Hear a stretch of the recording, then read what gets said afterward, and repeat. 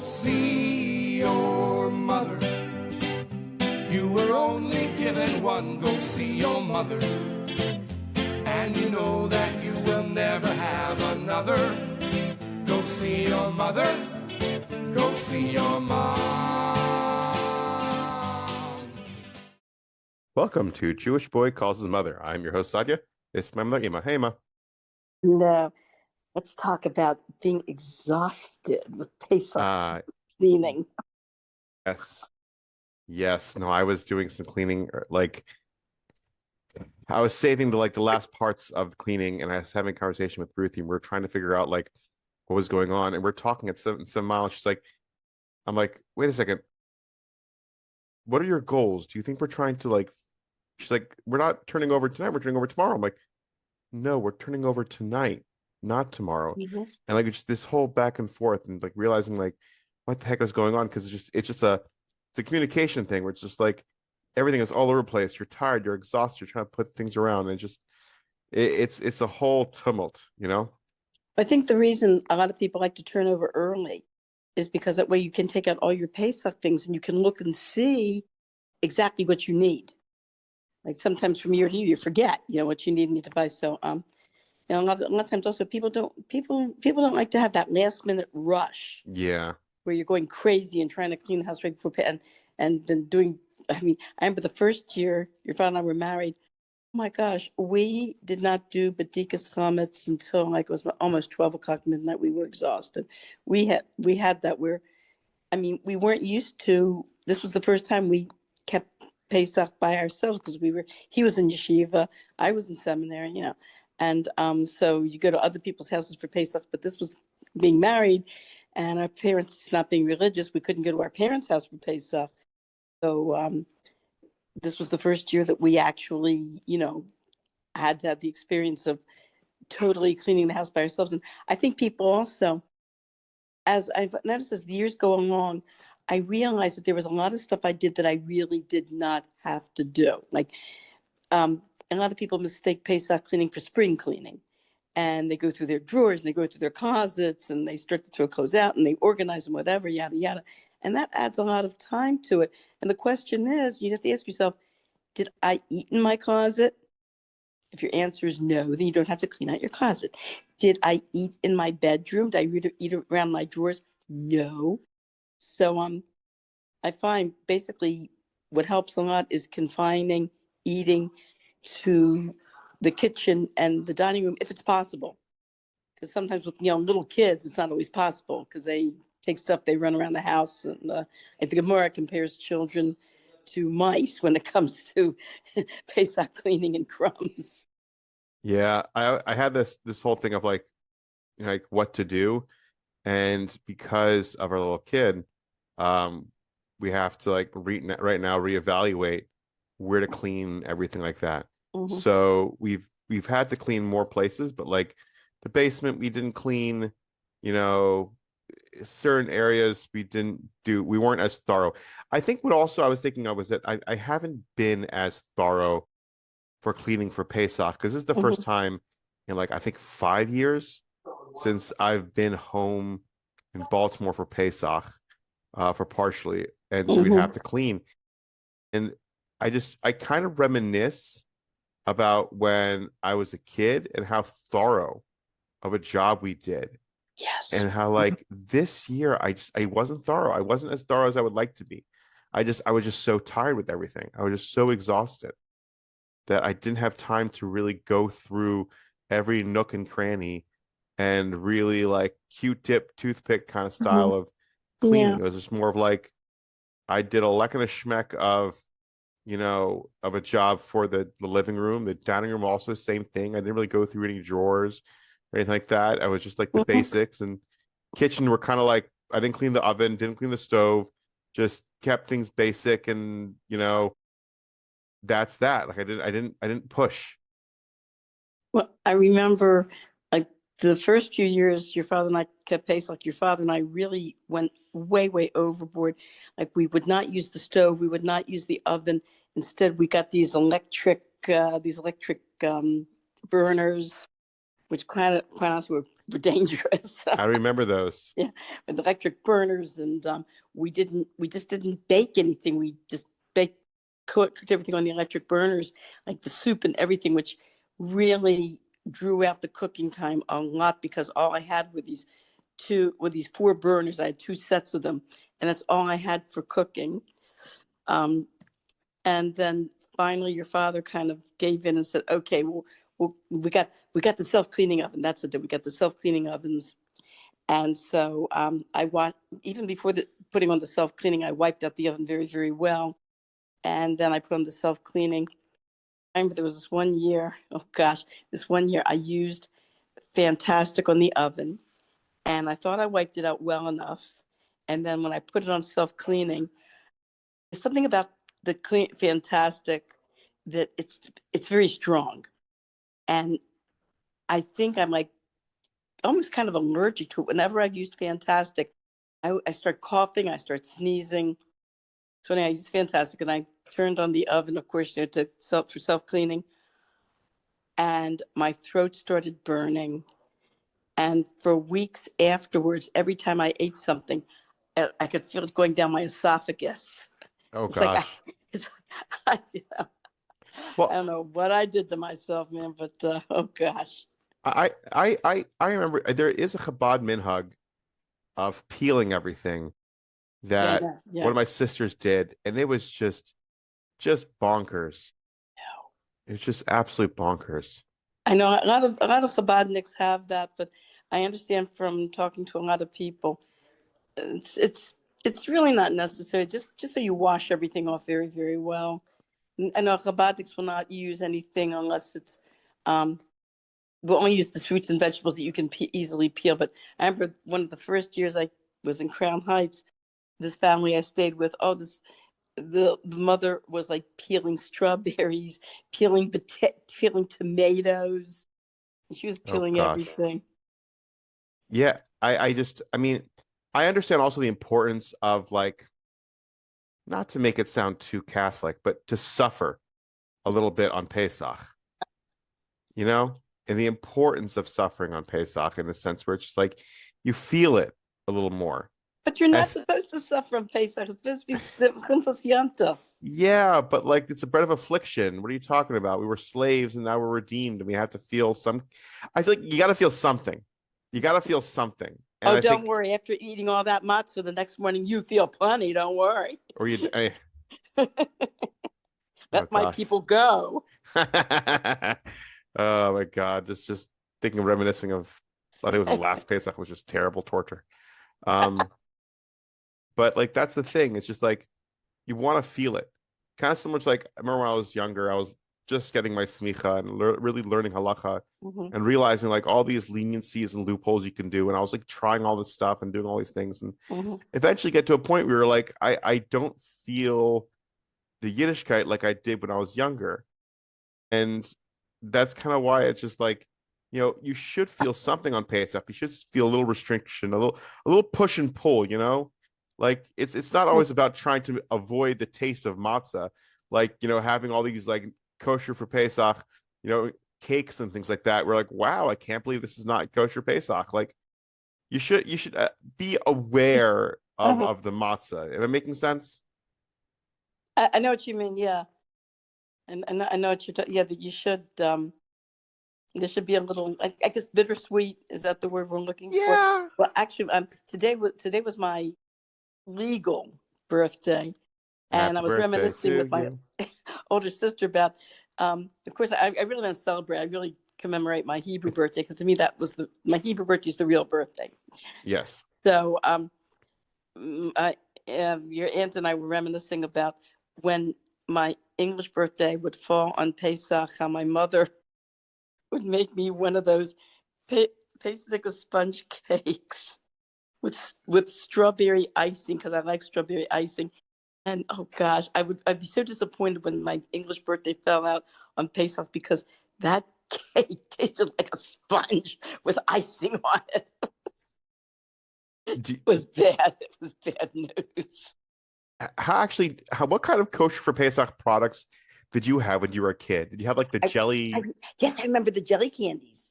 But the Yes. irony was, that like a few years ago, I saw the jelly candies in a store, and I decided to buy them. And when I ate them, they didn't taste as good as they tasted when I was a kid. I What don't do know you what it mean? was. What taste were you looking for? Because I Those hated them as a I kid. I remember as a kid liking them very much. You know, those they're fruit slices. They're in the shape of fruit Yes. slices, and they're green and they're red and they're orange. And I used to love them as a kid, and now eating them as an adult, it's like, ugh, As what a are they? kid, I hated them. I, Really? I hated them because I hated the texture. The Mm. texture was too grinding on my teeth. It was too, I don't know, something about it just really grinded my teeth and it made me uncomfortable. I didn't like it.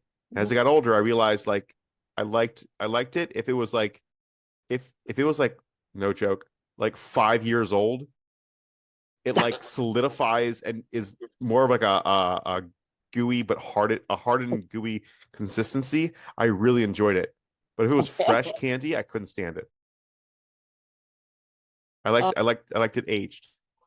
mhm, But it's I was also thinking about I was in the market the other day shopping for Pesach, and I heard this little boy ask with the grocery store people, "Do you have any Pesach gum?" And he's like, "No, sorry, we haven't carried that for years." mhm, And I thought to myself, I remember Pesach gum. I remember bazooka gum. The kosher Pesach was bazooka gum, mm, you know? And I mhm, remember having that as a kid. And I'm just surprised that I don't know if there's ever like I'm surprised why they don't have it. mhm, Um, but yeah, kosher Pesach. I just checked online. There's mhm, kosher Pesach bazooka gum. mm. That was my favorite gum. You had either grape, strawberry, or regular. Ooh. Do I think we've talked about this before, like in a couple of podcasts years ago. But I'm trying to remember about talking about, I guess, the Seder. When you were a kid and when you were in Mechon Chana and when you were like Mhm. just the various Sidorim. Because I Well, remember as a kid, I really mhm, enjoyed the Sidorim. yeah. You know, I remember Mhm, being on the couches because we made the mhm, couches chairs because you're supposed to lean. And mhm, always like I couldn't first off the table was always up to here by my nose. I couldn't I couldn't see anything. mhm. I tried to hold on to the Kiddush cups and they would just spill all over. I try to lean and the way I'd lean with the cup like this, and it would spill me a whole giant mess. I remember And also just falling asleep on the couch and whatnot. Just I loved it because it was such a chaotic mess of a situation. mhm. I remember as after everybody going to sleep, me sweeping up the floor, all the box and all. I remember one year we had the guinea pig, and so every time a piece of romaine lettuce fell on the floor, we would feed it to the guinea pig. So we had a guest, and when guinea pigs like eat, like you feed them lettuce, whatever, it's like they inhale it almost, like they like, Yeah. you know. And so this guest picked up like a piece of romaine lettuce had fallen on the floor, and he held it out to the guinea pig, and the guinea pig ate it so fast it was like he pushed back his hand real fast to it because he was afraid the guinea pig would bite his fingers. I remember that. I remember the guinea pig. I remember us Woof, feeding woof. feeding it all the time. It was just so cute. In fact, he would feed. It got to the point where the guinea pig would perch itself on the edge of his. We had him in a big plastic box, like a big tote box, Hmm. with bedding, with all the with the shave, with the uh, the all the wood shavings, for Yes, you the usually use it maple. for either It was pine shavings. guinea pigs or gerbils or mice that you use, pet mice. So the guinea pig was actually perched on the edge, waiting for the next piece of romaine lettuce. And I just remember I remember this. Always had a lot of guests. Yeah.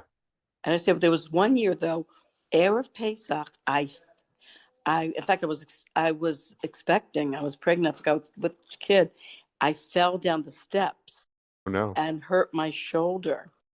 And so I remember your father taking me to the to the X-ray, to the diagnostic center, for an X-ray, and they told me, they said that we can't do an X-ray because we're not sure whether or not you're pregnant, and you have to, I wasn't sure either, but they said you have to you should get a pregnancy test first. And so I just said, forget it. I'll just put ice on it. I just feel, Yeah. forget it. So we were sitting at the Seder, and in addition to me hurting my shoulder, I came down with some sort of virus. And I was like weak, and I had a fever, and I wasn't feeling well. And we had a guest, and you probably remember him, who was, a guy who was gay. Oh, yeah. Yeah. And he looked at me, he says, you look like you need a really good rest. He says, why don't you come after Yontif? He says, why don't you take off 3 days, come to my apartment and just stay in my apartment, and I'll give you tea and everything, and you can just, rest up. I said to this guy, this coming from any other man, that would take the wrong way. Except from you, I know you really mean it as a good friend. Because the guy was, like I said, the guy was very openly gay. A very strange thing happened. Leil Shimarim. Leil is Shimmer, right? Shimmer. I'm pronouncing it correctly. It was very interesting. The first Seder night is like very, very special. Second Seder night, I don't know. I don't feel as much kedusha. The second Seder night. That first Seder night is real. Like Leil Shimarim, 12 o'clock. 12 o'clock, all of a sudden, I started to sweat and like profusely. And it took like about 2 or 3 minutes. And it's like my whole body became healthy. All the virus just went right out of my body. My shoulder just magically like healed up. It was like that 12 o'clock midnight on that first Seder night. Leil Shimurim is very, very, very, that's it, spiritual, very special. What about like when you were younger, when you were a little girl or a teenager? Ooh, I have a question actually. I got a follow-up question. Did you ever not celebrate Pesach? Oh no, we always celebrated Pesach. Oh, that was one. We might not have been very, very religious, Oh, it's about you during your rebel stage. That's all. Even my rebel stage. Yep. In fact, I like the Seder. I really enjoyed it. I felt it's very strange. Even in my rebel stage, there were aspects of Judaism that I felt were misunderstood because there was a spirituality that people were missing. I remember when I was in college, I remember telling people that fasting on Yom Kippur helps us to go to a higher spiritual level. I just felt that, and I felt it was good. I felt it was healthy. It was very, very healthy to take a whole day and not eat or drink anything. It was very good to get, for your body to like rejuvenate itself, get rid of all the toxins, and just, like get back to itself in a certain way. I'll tell you something very interesting though. There was a girl in my high school who, like many of us Jewish kids at the time, we saw a lot of dichotomies because our parents weren't very Jewishly educated, and neither were we. And so we couldn't understand this. Like this one girl was talking to one of the teachers in our school who was also Jewish. And she said it was a whole group of us, we were just talking to this teacher after school. And she says to the teacher, I don't understand my parents. She says, they bring non-kosher food into the house. We eat out at restaurants. We don't really keep kosher or anything. We don't keep Shabbos. We don't keep any of that. But she says, all of a sudden, Pesach comes, and my mother is like super Jew. And she could not, and she was saying to teacher, she can't understand that. And I think that was one of the problems with my generation, of being raised by non-religious parents, is that we saw a lot of hypocrisy like that and just couldn't understand it. What do you think that is? When we actually started to assimilate, because we really weren't raised with, that much Judaism, and the little bit we were raised with, and like they said, our parents going around all the time, Shver is a Yid, Shver is a Yid, that is a very bad way to raise a kid. And so when we started assimilating, it's like parents were up in arms. They couldn't believe it. It's like, well, wait a minute, stop and think, and try to tell these parents, stop and think about the way you raised your child. But That's no, that as far that's as what they were concerned, we were the ones at fault. well, that's what really concerns me about people who I've noticed over the years. I've watched other parents of kids who went off the derech, married non-Jewish and things like that. And I just watched like what happened. Maybe there's something with the parents, maybe something with how they were raised. And one thing I noticed about the parents, a lot of the parents were very critical of Frumkeit, where they always had like a bad taste in their mouth about it, always had to give a 2 cents negative review, always had to give this little like push. And that's where like now I'm thinking like I really want to be careful not to be critical of Yiddishkeit in that manner, or at least letting my children see that part of me. Because I felt like with Tati, he never really showed that side of himself of being critical of the Frum community. But did he ever show that to you? Being critical from Like, just well, let's put it this way: as you know, I hear there's a saying, the Torah is perfect, people aren't. yes, And I remember before I became Frum, hearing stories about people that had bad experiences. I'm not talking about, God forbid, sexual type stuff, no, but just, having a fight with some sort of so-called rabbi who really didn't know his stuff. And the rabbi saying the wrong thing to them, maybe looking at them the wrong way, maybe not greeting them properly, maybe being kind of nasty. And these people, they use that as an excuse to go off the derech. But when I was already from and raising you kids, I remember one particular rabbi that there was a family in our neighborhood who this was really sad. This shyster lawyer, this guy turned out not to be a lawyer, but the guy, there was this shyster landlord who had rented some very bad property to these very poor people. And he took these people to court. These people didn't have two nickels to rub together. And he was taking these people to court because he said they caused all this property damage, which they did not. I was in their apartment a week after they moved in, and there was paint peeling, and the floor was coming apart, and there were broken windows.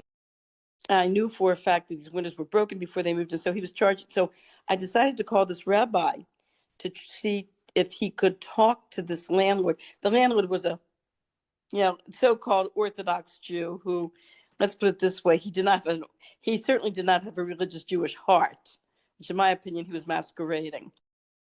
So when I spoke to this rabbi, who I knew had certain ties to this landlord, this rabbi really laid into me. He says, "Are you trying to tell me my business?" And I said, "Well, don't you feel sorry for a very poor family that's being taken advantage of by a landlord who keeps very bad property?" And he yelled at me, "Don't you tell me my business," and he just started to yell at me. And after I got off the phone with him, fortunately, by that time, I was very, very grounded in my Frumkeit to be able to discern the difference between real Torah Judaism and somebody who basically struck out as a human being. And so I said to your father, what kind of reputation does Rabbi such and such have? And your father laughed and said, not a very good one. So I said, okay. Yeah, evidently I called the wrong person. That was the family I wound up, the story of me going to court for. what do you mean? No, I'm trying to remember. What happened was they were in a panic because this landlord was charging them it was like $2,000 for what he called damages. This, not the rabbi, the landlord. The landlord I was also an attorney. At least people thought he was. Mm-hmm. So I told these people I would go to court with them and I would testify on their behalf since I had been in their apartment after they were there for only a week and could testify as to the damage that he was claiming that they were responsible for, which they weren't. So they called this very nice attorney who did a lot of chesed. And this attorney said he had someone in his office he would assign to them for the case. Well, we get to court. First of all, I decided to talk to some lawyers in the area about this so-called landlord lawyer that was charging them $2,000, taking them to court for $2,000. And I found out the guy never even took the Maryland bar. Oh, wow. And he was practicing law. Acting without a license. So I get to there, and then I get to there to the court, and I find out that the lawyer that, I guess unbeknownst to this very nice attorney who had this law practice, who assigned this man to their case pro bono, I guess he wasn't aware that this lawyer and the so-called lawyer landlord were best friends. Oh, wow. So during this, one of the breaks, I see them talking to each other, very buddy-buddy and smiling and nodding and yada, yada. So they bring up the wife and they bring up the so-called, the building, the inspector from the city, who she had called the city about how bad the apartment was. And they put him on the stand, and the landlord lawyer kind of like leads him and says, for example, he says, so in your opinion, do you think the damage was because of the property or because of poor housekeeping? And the inspector said, yeah, poor housekeeping. Yeah. That's how he answered. He goes, yeah, poor housekeeping. And so when they put the mother on the stand, it was like this lawyer just went after her and accused her of being a horrible housekeeper and neglectful and her ruining the property. And every time she tried to speak, he wouldn't let her even say anything. He kept interrupting and just verbally attacking her. So after she got down from the stand, I mean, she was devastated. After she got down and her lawyer didn't even say anything. Occasionally he would go, objection, occasionally. So it was my turn to go on the stand, and the lawyer, their lawyer my friend's lawyer, as I'm about to go on, as I'm waiting to be called, says to the judge, Your Honor, these women have to get home now to meet their kids from school. So the judge says, okay, they can go. So the lawyer turns around me very smugly and says, you may go. So I thought to myself, wait a minute. I mean, I sat there for 6 hours in court with them, waiting our turn. I thought to myself, I didn't sit in this court for 6 hours to be told I could go home. So I looked up at the judge and I said, Your Honor, please may I say something before I leave? And when I did that, both lawyers turned around and looked like, what? And the judge says to me, yes, go ahead. He didn't even swear me in. Nice. He said, just state your name and address. I stated my name and my address. And he says, okay, what would you like to say? And I told him that I had visited these people after they had lived in the apartment for just 1 week. And I described all the damage I saw. And I said to the judge, Your Honor, this was not the type of damage that could have been done in just 1 week. This was only the type of damage that could have been done after years of neglect. So the judge says to me, well, why do you think these people would move into such a place? And I said, Your Honor, right now it is very difficult for families. And the judge finished it for me and said, to find adequate housing. And he nodded his head and said, yes. Says, I'm aware of that. So I got up and I left. So I called my friend afterwards to see what the final judgment was. She said, evidently, they were held responsible because they had left some garbage or something there and without removing it. So they were responsible for not having removed their furniture and not having removed the garden. There were certain things that they left that they should have removed. So the judgment was that they owed the landlord $700, which at first I felt very badly for them because I knew they had no money. But I spoke to friends of mine who were attorneys, and they said, wow, they said, if that judge knocked down what the landlord was demanding by half, don't worry, they did very well. So the father told me that the judge told them, the court is not a collection agency. He says, what you have to do is call your lawyer, and your lawyer will make arrangements for payment. So the husband told me a couple days later, he calls his lawyer, the lawyer that was assigned to them by this law office, and he says, hello, he says, I'm calling to make arrangements for payment. The lawyer yelled at him, I don't want to ever hear from you people again, and slammed down the phone. It's so weird. Why would they say that? Why would this lawyer?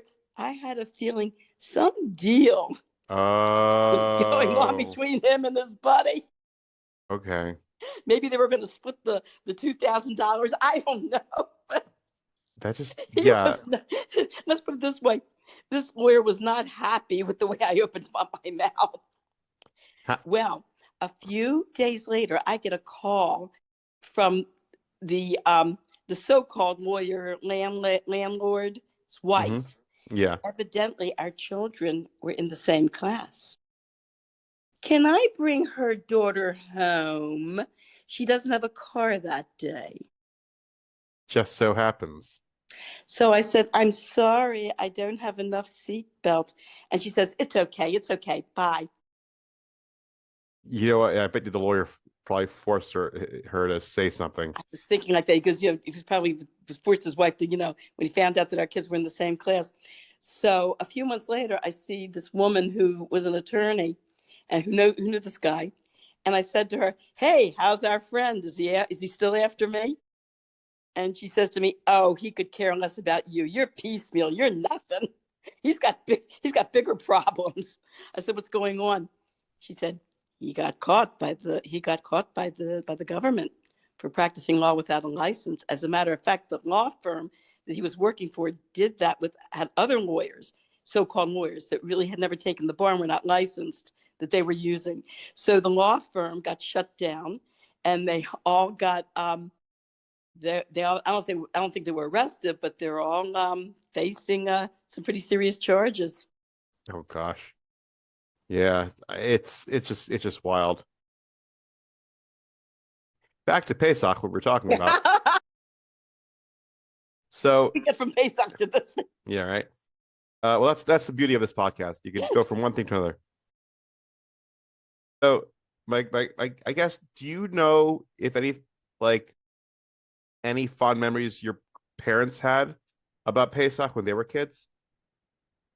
Well, my mother said she remembers them having a Seder, and this was when her grandmother, it had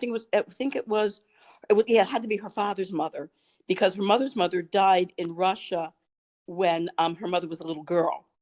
Her mother's mother was fairly young when she died in Russia, but their father's mother lived with them. And it was very interesting. She remembers as a little girl actually keeping Shabbos with her the family actually kept Shabbos. And then it was after the grandmother passed away, and then the Depression hit, that unfortunately did away with the whole situation. But she did remember they did do Sedorim. And I remember when I was a little girl, we used to have this big Seder with my mother's family, with my aunt and uncle and my Zaidi and my Bubby. And for some reason, I asked my father one time, how come we don't have any of the Seders with your parents? And that's my father told me that his father didn't make a Seder. He tried making a Seder once, and that my father said that he and his brother, being little boys, were fooling around, and then he just stopped and never tried to do it again. Wow. But my Zaidi, I remember my Zaidi, my father and your father and I, we reminisce about my Bubby would make the gefilte fish. And boy, that homemade gefilte fish, when you ate that homemade gefilte fish, man, you were eating something. It sat in your stomach, man. Oh God, it was really that bad. And the tall cubs horseradish, Yeah.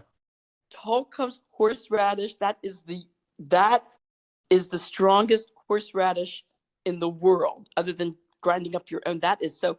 Your father one time took it. They don't sell it outside of Baltimore, and your father, remember, took a couple jars of it to some friends of ours in New York, as you know, to give it to them.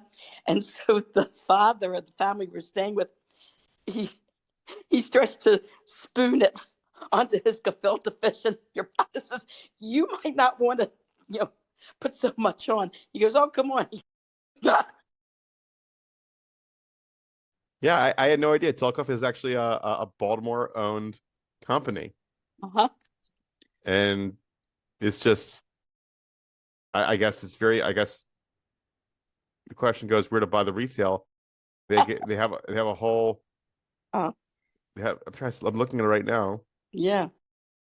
That is very strong horseradish. Yeah, it's like there's a form to fill out if you want to purchase for retail Tolkov stuff. That's funny.